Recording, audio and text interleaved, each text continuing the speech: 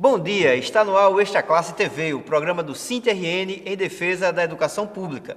E nós vamos dar continuidade aos nossos programas especiais de férias. Hoje nós vamos conversar com o Dr. Luiz Pereira, psicólogo, que vai tratar de um assunto aqui que tem incomodado e tem atingido os profissionais de educação de todo o Brasil, que é a síndrome de Barnot. Bom dia, Luiz. Bom dia, Leilton. Bom dia para quem está nos assistindo. Luiz, eu queria que você começasse a explicar esse termo, assim, o que é que significa. Eu falei Barnot, né? Mas a gente já tem autores e hoje que diz que é burnout, né? Você usa burnout, não é isso? Na verdade, dentro da literatura que eu venho estudando, o termo é burnout, né? Ou seja, é uma palavra de origem inglesa, né? Seria composta por dois nomes, que seriam o burn, queimar, e o out, fora. Mas que se a gente for interpretar literalmente, ao pé da letra, não faz muito sentido. Mas que quer dizer a questão da exaustão emocional, né? Dentro dessa concepção da síndrome. Quais são os sintomas dessa síndrome? É uma situação de estresse no limite, onde a pessoa chega a um ponto assim de exaustão total. Qual a diferença Seria um disso? esgotamento. O esgotamento. Qual a diferença disso para depressão, por exemplo? A depressão não necessariamente está ligada ao trabalho. A síndrome de burnout é uma doença, é um problema de saúde relacionado ao trabalho. E a depressão não necessariamente está ligada ao trabalho, certo?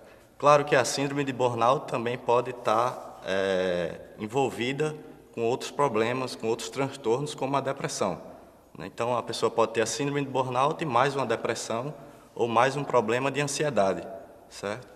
Mas, como eu estava te dizendo, as características principais para a gente saber que é a síndrome de burnout é a exaustão emocional, a despersonalização, ou seja, a pessoa passa a tratar os colegas de trabalho, até familiares, passa a tratar o outro como um objeto, né? Ele perde um pouco da sensibilidade humana, né? Até pelo sofrimento que ele está passando, a pessoa se isola emocionalmente, né, e passa a ter esse tipo de comportamento.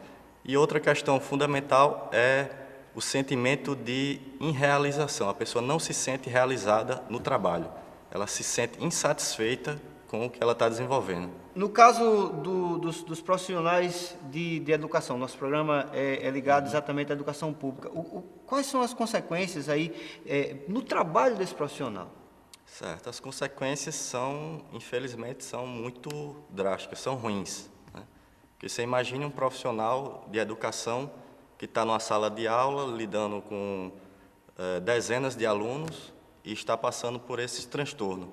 Então, esse transtorno vai gerar uma repercussão negativa em centenas de alunos. Então, é uma situação preocupante e muito grave um professor que está em sala de aula com essa síndrome, certo? Porque ele não vai estar passando algo positivo para aqueles alunos que ele está formando, que ele está contribuindo para a educação. Tem uma quantidade muito grande no Brasil de profissionais com essa síndrome, né? Existe uma quantidade muito grande, eu não tenho um número exato, mas também na área de educação, em termos dos professores, existe um número muito grande de pessoas com essa síndrome. Tem alguma forma de prevenir, Luiz? Existem formas de se prevenir, mas não existe uma receita que sirva para todo mundo, né?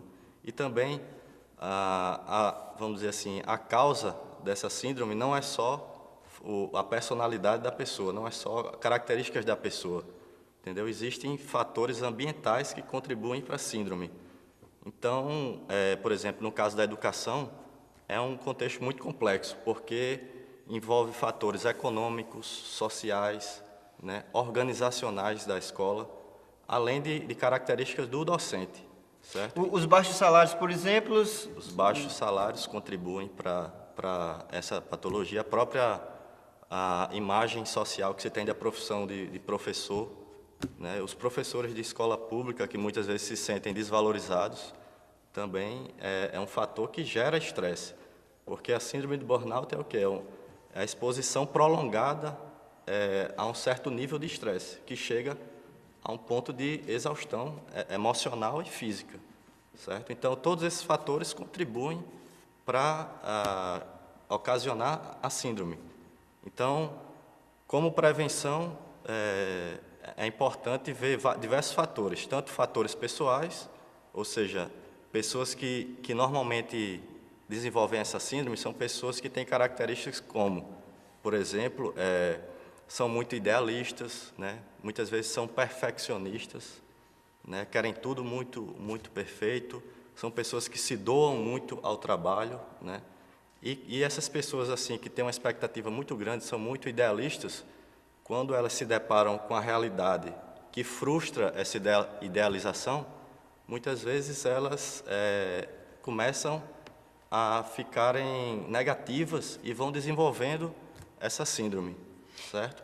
Então tem esses fatores de personalidade, mas também tem outros fatores, como as políticas de educação, os salários, né? Tudo isso influi. As condições de trabalho. As condições de trabalho.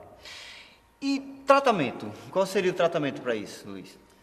Também, como eu falei antes, não existe uma fórmula que sirva para todo mundo. Cada caso é um caso e deve ser analisado particularmente. Claro que tem aquelas dicas genéricas que servem para todo mundo, né? Como manter uma atividade física, uma alimentação boa, né? Mas existem fatores, por exemplo, como fatores de personalidade, de características da pessoa, que muitas vezes ela vai precisar de uma ajuda profissional, de um psicoterapeuta ou até de um psiquiatra, certo? Existe um certo preconceito com relação a esse tipo de profissional, sobretudo psiquiatra. As pessoas acabam achando que se submeter a um tratamento psiquiátrico já é coisa de doido e tal. O que é que você diria para essas pessoas? Não, a questão é o preconceito, como você falou, né? O psiquiatra é um médico como um gastro, como outro, mas ele é especializado na parte de saúde mental, né? Então, hoje em dia está muito menor o preconceito, mas ainda existe, né? Tanto com o psiquiatra quanto com o psicólogo, mas que na verdade não faz sentido, porque da mesma forma que a gente precisa cuidar da nossa saúde do corpo, a gente precisa cuidar, vamos dizer, da saúde emocional.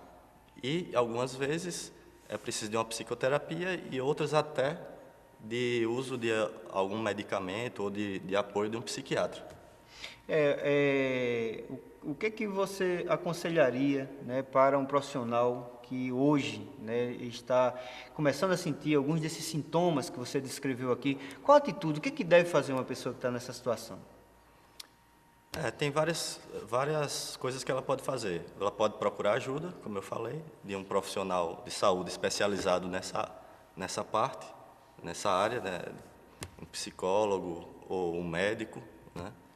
Ela pode também, algumas pessoas conseguem fazer uma autoavaliação e ver o que é que ela precisa mudar, né? Se ela está sendo muito perfeccionista, está sendo um nível de exigência com ela mesma muito alto. Diante da situação da escola pública, ter esse nível de exigência realmente adoece qualquer um, né? Isso. Então, se ela fazer uma autoavaliação também, para ver esses aspectos. A pessoa tem que ver o que pode fazer dentro da realidade, do contexto que ela está.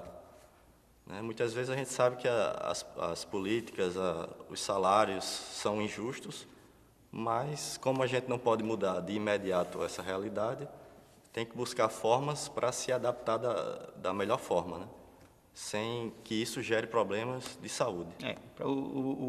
O Sinte orienta a organização, a luta, né, em defesa justamente desses direitos que são negados, tanto para o profissional quanto inclusive para o usuário da escola pública como um todo. Isso. Então, Luiz, nós lhe agradecemos muito a sua participação aqui, os seus esclarecimentos aqui no Extra Classe TV. Muito obrigado. Obrigado, Leilton, eu que agradeço. Bom dia a todos. Pois é, o Extra Classe TV especial de férias de hoje vai ficando por aqui. Nós voltamos no próximo domingo, vamos falar sobre as perspectivas da educação para este ano de 2011. Vamos esperar que sejam boas para que a gente não tenha tantas pessoas sendo vítimas de síndrome como essa, não é, Luiz? Isso. Muito obrigado por sua audiência e até o próximo domingo.